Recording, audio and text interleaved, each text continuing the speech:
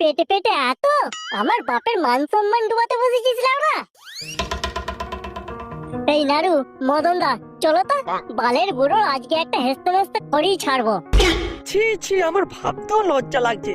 শেষে কার্তিক দাদু এই বয়সে এসে তোর বাপের মান সম্মান ডুবিয়ে দিল না ওরা।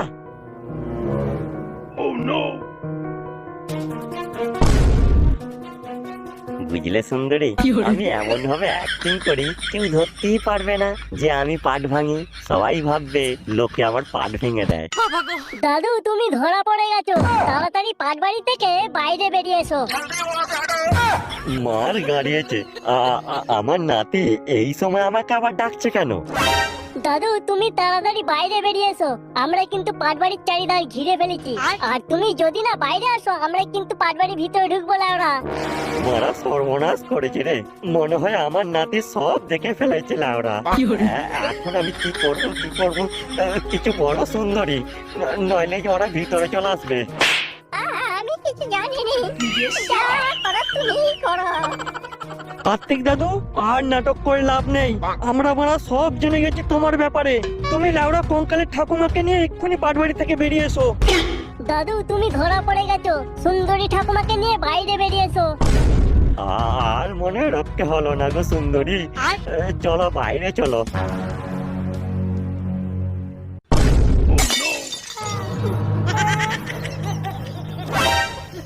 ছি ছি দাদু, তুমি এই বয়সে কঙ্কালের ঠাকুমার সাথে?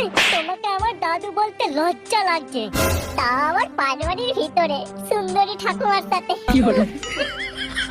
না রে দাদু ভাই, তোরা যেটা ভাবছিস সেটা মোটাও নয়। আমরা তো ভিতরে লুকোচুরি খেলছিলাম রে। লুকোচুরি খেলছিলে না লুডো খেলছিলে সেটা খুব আমরা ভালোভাবেই জেনে গেছি গো কার্তিক দাদু। তোরা সব জেনে গেছিস, তাহলে তো ভালো কথা। দাদু, এই সমস্ত কাণ্ড ঘটানোর পরও তোমার লজ্জা করছে না? না দাদু ভাই, লজ্জা করছে না। আমি অনেক দিন ধরেই বলবো বলবো করে বলতে পারিনি আমি সুন্দরীকে ভালোবাসি আর আমি ওকেই বিয়ে করবো। হাই লাউড়া, দাদু এই বয়সেও তোমার মেশিন দাঁড়ায়?